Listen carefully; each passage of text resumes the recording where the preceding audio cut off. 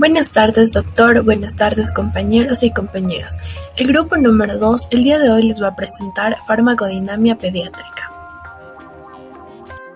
La farmacodinamia o farmacodinámica es el estudio de los efectos bioquímicos y fisiológicos de los fármacos y sus mecanismos de acción, y la relación entre la concentración del fármaco y el efecto de éste sobre un organismo. En pediatría no se sabe con exactitud el estado de los receptores farmacológicos al nacer. Sin embargo, existen algunas diferencias farmacodinámicas en relación a la edad que aún no han sido elucidadas. Se observa especialmente con drogas que actúan sobre el sistema nervioso central en niños. Vamos a hablar de la transducción de señales. Entonces, ¿qué son los receptores? Son toda molécula biológica que se une a un fármaco y provoca una respuesta. A su vez, nosotros podemos tener receptores activos o inactivos. Entonces, ¿cómo funcionan estos? Existe una molécula que se le da una orden, a esta la conocemos como ligando. Esta se une a un receptor ya sea extra o intracelular y puede producir una respuesta. Estos ligandos pueden ser hidrófobos o hidrófilos. Siguiendo con esto tenemos la familia de los receptores, los canales iónicos activados por ligandos. Las principales características de estos son que tienen 5 subunidades transmembrana, una respuesta rápida y una duración de pocos milisegundos. Luego vienen los acoplados a la proteína G. Tienen un péptido helicoidal con 7 regiones transmembrana, una duración de varios segundos, son abundantes. GI, GS y proteína heterotrimérica. Luego vienen los receptores ligados a enzimas. Estos llegan ligando, ocurre una dimerización, se juntan las dos partes del receptor y da como respuesta la activación a su señal. Dosificación. Es importante mencionar que las propiedades tanto farmacocinéticas como farmacodinámicas de un medicamento van a variar respecto a las diferentes edades. Si no se conocen las normas de dosificación pediátrica establecidas, se deben emplear métodos alternativos para calcular las dosis. Se han descrito alrededor de 20 aproximaciones diferentes para seleccionar la dosis inicial de un fármaco en los pacientes pediátricos. La mayoría de estos utiliza el peso corporal, el área de superficie corporal y la edad. La selección de una dosis en función del peso corporal o del área de superficie corporal generalmente produce una relación similar entre las dosis del fármaco y la concentración plasmática resultante. Sin embargo, los cálculos de dosis en función de la edad o del peso son más conservadores y son más probables que las dosis basadas del área de superficie. Dicho esto, se tiene que la dosis en función de la edad es igual a la dosis del adulto por la edad del niño en años sobre la edad del niño más 12. En cuanto al peso, es igual a la dosis del adulto por el peso en kilogramos sobre 70. Tipos de acción farmacológica: fármacos agonistas y antagonistas. Los fármacos agonistas son los que funcionan activando a los receptores para que se produzca una respuesta biológica. La función es similar a un utacoide, como por ejemplo la adrenalina que aumenta la frecuencia cardíaca. Se pueden clasificar en agonistas completos, parciales e inversos. Los agonistas completos son aquellos fármacos que tienen una mayor afinidad por los receptores, por lo que pueden producir un efecto intenso e incluso pueden ser tóxicos.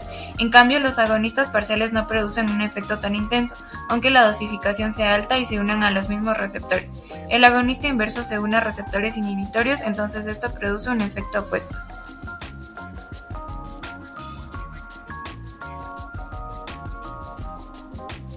Los fármacos antagonistas son los que al unirse al receptor no producen efecto, sino que hay homeostasis, porque pueden disminuir la acción de otro fármaco. La clasificación son los competitivos, no competitivos, funcional y químico. Los competitivos tratan de impedir que los agonistas se unan al receptor, mientras que los no competitivos pueden ser irreversibles, en el cual ya quedan unidos a los receptores, y el antagonista alostérico que no permite que el agonista produzca la respuesta biológica. El antagonista funcional produce un efecto contrario al agonista, mientras que el químico no actúa sobre el agonista. Relaciones dosis-respuesta frontal. Se usa para determinar la dosis efectiva del medicamento en la población en términos de frecuencia. El índice terapéutico de un fármaco es el cociente entre las dosis que causa toxicidad y la dosis que produce un efecto clínicamente deseado en una población. El índice terapéutico es una medida de la seguridad del fármaco. Un valor elevado indica que existe un amplio margen entre las dosis efectivas y las tóxicas. Ejemplo de un fármaco con un índice terapéutico estrecho. Al aumentar las dosis de warfarina, responde una mayor fracción de pacientes.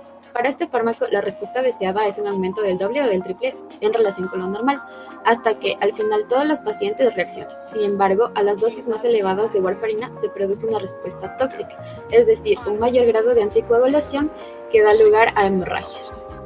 Penicilina, ejemplo de un fármaco con amplio índice terapéutico.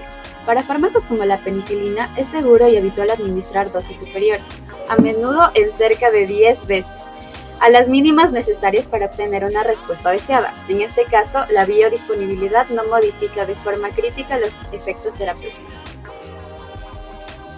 Relaciones dosis-respuesta gradual. El efecto farmacológico aumenta al aumentar la concentración del fármaco, dando así una respuesta continua y gradual. En una representación gráfica de la magnitud de la respuesta frente a dosis crecientes, podemos describirla como hipérbole rectangular. Esta gráfica nos ayuda a determinar dos importantes propiedades de los fármacos. Una de estas características es la potencia, la cual se refiere a la cantidad de fármaco necesaria para producir un efecto de determinada magnitud en el organismo. Para determinar la potencia necesitamos utilizar la concentración que produce un efecto equivalente al 50% del efecto máximo. Esto lo conoceremos como concentración efectiva 50 o CE50. En la figura se indica el valor de concentración efectiva 50 para los fármacos A y B. El fármaco A es más potente que el fármaco B, porque es necesario administrar menos cantidad de fármaco A para obtener un efecto del 50%. La eficacia y la eficiencia. La eficacia se refiere a la capacidad para producir una respuesta fisiológica cuando el fármaco interactúa con un receptor. La eficiencia depende del acoplamiento del receptor activado a las respuestas celulares.